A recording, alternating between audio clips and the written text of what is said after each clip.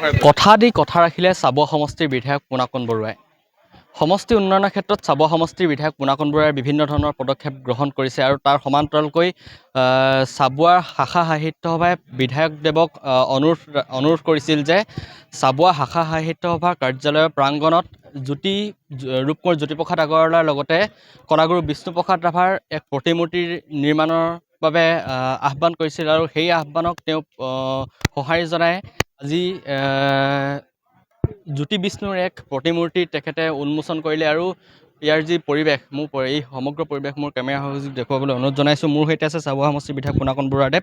আপোনাৰ কাষলৈ আহিছোঁ। আপুনি কথা দি কথা ৰাখিলে, যিহেতু শাখা সাহিত্য সভাই আপোনাক আহ্বান কৰিছিল, কি ক'ব? ব্যক্তিগতভাৱে মোৰ সামাজিক জীৱন, ৰাজনৈতিক জীৱন সদৌ অসম ছাত্ৰ সন্থাৰ মজিয়াৰ পৰা আৰম্ভ হৈছিলে আৰু সদৌ অসম ছাত্ৰ সন্থাত থাকোঁতে সদৌ অসম ছাত্ৰ সন্থাৰ যি কৰ্ম আঁচনি, যি কাৰ্যসূচী থাকে, তাত 17 জানুৱাৰী শিল্পী দিৱস, 20 জুন বিষ্ণু ৰাভা দিৱস, সেইটো ধৰা বন্ধা এইটো থাকে, কাৰ্যসূচী থাকে আৰু গতিকে আমি তেনেকৈ ধৰণে 17 জানুৱাৰী, 20 জুন শিল্পী দিৱস, বিষ্ণু ৰাভা দিৱস সদায় উদযাপন কৰি আহিছিলোঁ। আমাৰ সমগ্ৰ চাবুৱা অঞ্চলটো গ্ৰাম্য পথাৰ এটা অঞ্চল, সৰু ঠাই। ইয়াত বহু ধৰণৰ সামাজিক সাংস্কৃতিক সংগঠন আছে আৰু সেই অনুসৰি ইয়াত আচলতে আমাৰ জ্যোতি বিষ্ণু প্ৰতিমূৰ্তি, সাহিত্যৰথী লক্ষ্মীনাথ বেজবৰুৱা বা তেনেধৰণৰ স্বনামধন্য মহিষীসকলৰ প্ৰতিমূৰ্তি থাকিব লাগিছিল।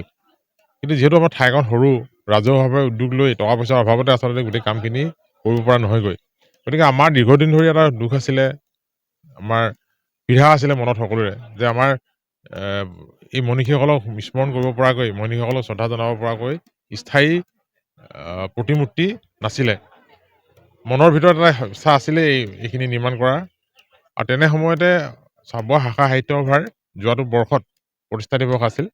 প্ৰতিষ্ঠা দিৱসত তেখেতসকলে আমাক ৰাজহুৱাভাৱে অনুৰোধ কৰিছিল যে জ্যোতিপ্ৰসাদ আগৰৱালা, বিষ্ণুপ্ৰসাদ ৰাভা, ভূপেন হাজৰিকা বা সাহিত্যৰ লক্ষ্মীনাথ বেজবৰুৱাৰ প্ৰতিমূৰ্তি চাবুৱাত নিৰ্মাণ হ'ব লাগে, আপুনি উদ্যোগ ল'ব লাগে। তেতিয়া ৰাজহুৱাভাৱে মই ঘোষণা কৰিছিলোঁ যে উপযুক্ত স্থান পালে আমি এই ধৰণে এটা উদ্যোগ গ্ৰহণ কৰিম আৰু নিৰ্মাণ কৰা হ'ব। আৰু সেইধৰণে কথা বতৰা পাতি চাবুৱা, দেওধাই, হাটখোলা, কয়লাবাৰী যি কুটীৰ শিল্প এটা কেন্দ্ৰ আছে, তাত চাবুৱা শাখা সাহিত্য সভাৰ কাৰ্যালয়ো আছে, তাত বিধায়ক সেৱা কেন্দ্ৰ আছে। সন্মুখভাগত অকণমান মুকলি ঠাই আছিল, গতিকে সেই মুকলি ঠাইতে সৰুকৈ ৰূপকোঁৱৰ জ্যোতিপ্ৰসাদ আগৰৱালা, কলাগুৰু বিষ্ণুপ্ৰসাদ ৰাভাৰ পিতলৰ প্ৰতিমূৰ্তি নিৰ্মাণ কৰাৰ ব্যৱস্থা গ্ৰহণ কৰা হ'ল।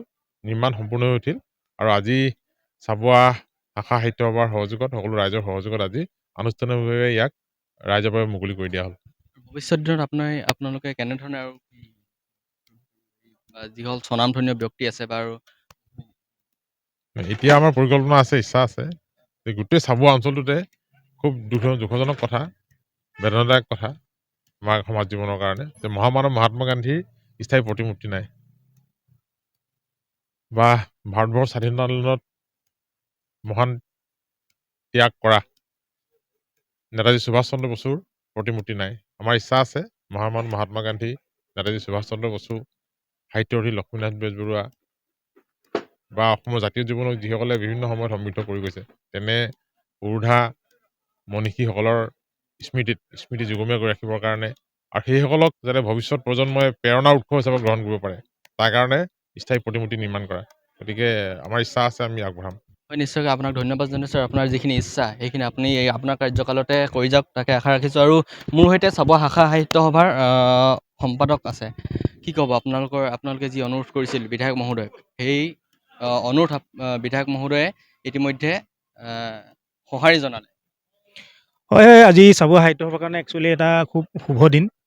আমি যোৱা বছৰ আমি 57 সংখ্যক চাবুৱা সাহিত্য সভাৰ প্ৰতিষ্ঠা দিৱস আছিলে আৰু সেই সভাতে আমি তেখেতক আলোচনাৰ মৰ্মে এটা কথা আমি জনাইছিলোঁ যে চাবুৱাত সাহিত্য সভাৰ তাতে আমাক জ্যোতি বিষ্ণু, লক্ষ্মীনাথ বেজবৰুৱা আৰু ভূপেন হাজৰিকা, আমি তেনেকৈ কৈ কেইবাজনৰ প্ৰতিমূৰ্তিৰ কথা কৈছিলোঁ। তেখেতে তেতিয়াই কথা প্ৰদান কৰিছিল।